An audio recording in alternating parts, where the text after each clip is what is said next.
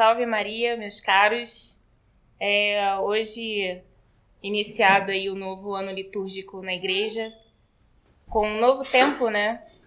E iniciamos também essa semana o tempo do Advento mais uma vez, mas sempre uma nova oportunidade de refletirmos aquilo que é o tempo do Advento, a vinda de nosso Senhor Jesus Cristo, sobretudo a espera da chegada de nosso Senhor.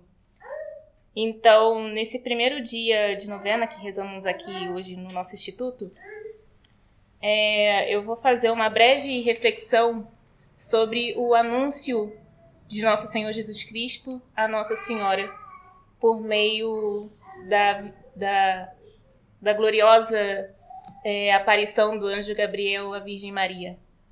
Então, a reflexão que eu pego, ela é de Dom Anselmo Chagas de Paiva, um beneditino do Mosteiro de São Bento, do Rio de Janeiro, minha terra. E é uma reflexão, uma homilia, na verdade, que ele fez em um dos domingos do Advento, que eu acho interessante para refletirmos sobre essa cena da anunciação de Nosso Senhor a Maria. Então ele diz assim: já está próximo o Natal do Senhor, e a liturgia da palavra nos prepara para este momento e convida a meditar a narração do anúncio do anjo a Maria. O anjo Gabriel revela à Virgem Maria a vontade do Senhor, que ela se torne mãe do seu Filho unigênito. Lá em Lucas, capítulo 1, a partir do versículo 31, diz: eis que conceberás e darás à luz um filho, e que lhe porás o nome de Jesus. Ele será grande e chamar-se-á Filho do Altíssimo. Aí Dom Anselmo continua com a sua reflexão. O texto evangélico começa dizendo que o anjo Gabriel foi enviado por Deus a uma cidade da Galileia chamada Nazaré. Os moradores daquela região eram pagãos, exceção feita a uns poucos israelitas. Nazaré era uma cidade tão insignificante que não é citada nenhuma vez no Antigo Testamento.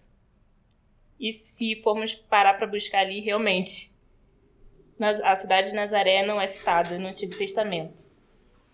No entanto, ali em Nazaré, Cristo seria concebido.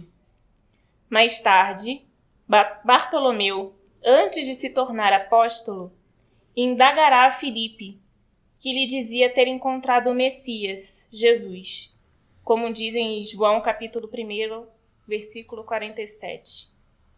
Pode vir alguma coisa boa de Nazaré, da Galileia? Havia, de fato, um enorme preconceito contra os galileus. No entanto, foi na pequena Nazaré, uma aldeia simples, ignorada e sem importância, no cenário político da época e à margem dos caminhos de Deus e da salvação, o lugar em que ocorreria a concepção de Jesus. Nazaré teve a honra de ser o lugar no qual o Verbo de Deus se encarnou. Na pequena cidade de Belém, Jesus nasceria, ao passo que em Jerusalém, a capital, seria condenado, crucificado e morto na cruz. O relato evangélico continua e identifica Maria como uma virgem prometida em casamento a um homem chamado José. O casamento hebraico considerava o compromisso matrimonial em duas etapas. Havia uma primeira fase, na qual os noivos se prometiam um ao outro, os esponsais, da qual a igreja faz a memória em janeiro. Só numa segunda fase surgia o compromisso definitivo, a cerimônia do matrimônio. Entre os esponsais e o rito do matrimônio, passava um tempo mais ou menos longo, durante o qual qualquer uma das partes podia voltar atrás, ainda que sofrendo alguma penalidade.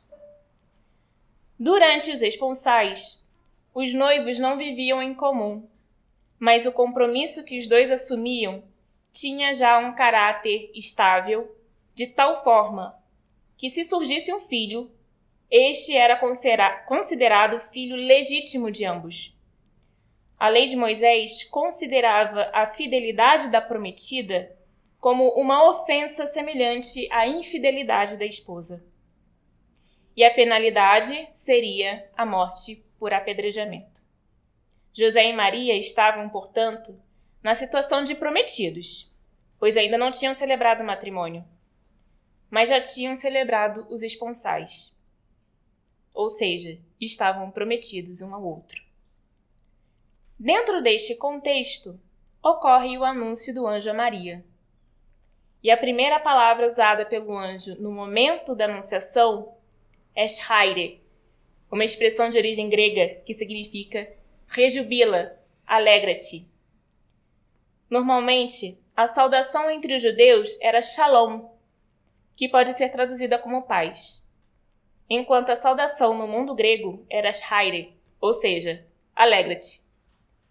É de se admirar que o anjo, ao entrar na casa de Maria, a cumprimente com a saudação dos gregos. Com isto, podemos compreender que com o início do Novo Testamento, a que se referia esta página do evangelista São Lucas, teve lugar também a abertura para a salvação, a universalidade do povo de Deus, que incluía não só o povo hebreu, mas também o mundo na sua totalidade, todos os povos. Nesta saudação grega do anjo, manifesta-se a nova universalidade do reino do verdadeiro filho de Davi, como vai citar aqui o Dom Anselmo Bento XVI em A Infância de Jesus. Usando esta saudação, alegra-te, podemos dizer que o mensageiro celeste retoma uma expressão já presente no Antigo Testamento, presente no livro do profeta Sofonias. O profeta Sofonias, inspirado por Deus, diz a Israel: alegra-te, filha de Sião, o Senhor está contigo, e acolhe-te na sua morada. Com isto, o evangelista São Lucas quer dizer que, no filho de Maria, se realizaram todas as profecias. A Virgem concebeu, como anunciou o profeta Isaías, e Deus se fez presente como Salvador do seu povo em Maria, identificada como filha de Sião, da qual falou o profeta Sofonias.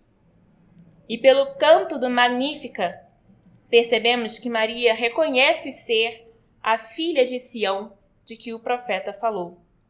E, portanto, o Senhor tem uma intenção especial para ela, pois foi chamada para ser a mãe do Salvador, a morada de Deus por excelência. Maria é o lugar por excelência do cumprimento das profecias divinas. É nela que a palavra de Deus se cumpre no sentido mais pleno. Com este diálogo do anjo Gabriel com Maria, começa realmente o Novo Testamento. Portanto, podemos dizer que a primeira palavra do Novo Testamento é um convite à alegria. E esta é a grande alegria que o cristianismo anuncia. Com o convite à alegria, tem início um novo tempo.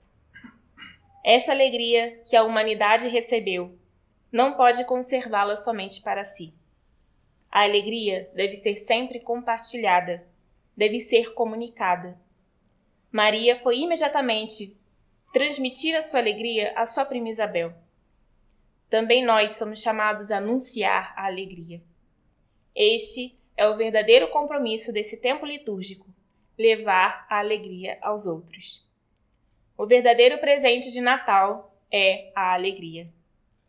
Nós podemos transmitir esta alegria de modo simples, com um sorriso, com um bom gesto, com uma pequena ajuda, um perdão. Na sequência, ao ouvir as palavras do arcanjo Gabriel, Maria ficou a pensar no significado da saudação que lhe havia sido dirigida. Mas logo em seguida, o anjo dirá: não tenhas medo, Maria. Maria tinha motivo de ter medo. Além das circunstâncias legais da época, Era grande o peso de carregar o fardo do mundo sobre si mesma. Ser mãe do Rei do Universo, ser a mãe do Filho de Deus. Um peso acima das forças de um ser humano. Mas o anjo tranquiliza Maria, dizendo: não tenhas medo. Com esta expressão do anjo Gabriel, também recebemos uma valiosa lição. Não precisamos ter medo de receber Jesus neste Natal e de testemunhá-lo a todos. Neste trecho evangélico, é também significativa a resposta de Maria ao anjo, concluindo o diálogo: eis aqui a serva do Senhor. Faça-se em mim segundo a tua palavra. Maria diz sim àquela vontade divina e com isto abre a porta do mundo a Deus. Com estas palavras, podemos lembrar da oração do Pai Nosso, onde temos uma expressão semelhante: seja feita a vossa vontade. Maria deu a cada um de nós o exemplo. Devemos fazer sempre a vontade de Deus. Esta resposta de Maria precisa ser considerada. Ela chama a si mesma de serva do Senhor. O evangelista São Lucas a havia chamado de virgem, o anjo de cheia de graça, e seus pais de Maria. O servo depende de seu Senhor, da sua vontade. E Maria se auto-identificou como uma serva do Senhor. A alegria do anjo, a palavra do anjo, é uma ordem: conceberás e darás à luz. Que Maria aceita em sinal de obediência e alegria. É também importante notar que o Filho de Deus não se encarnou sem o consentimento daquela que devia ser sua mãe. Este exemplo se aplica aos dois fatores de nossa santificação: a graça de Deus e a cooperação da nossa vontade.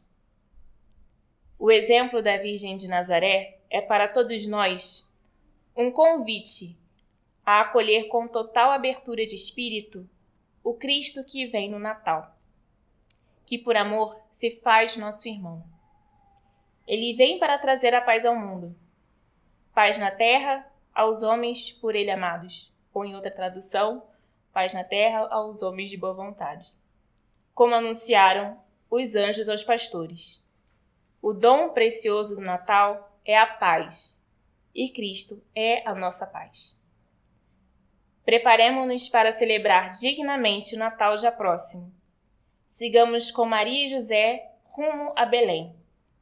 Que os nossos passos caminhem em direção ao menino Jesus que nasce e os nossos olhos se abram para que possamos ver e reconhecer o Filho de Deus entre nós e que possamos abrir de par em par as portas do nosso coração para acolhê-lo.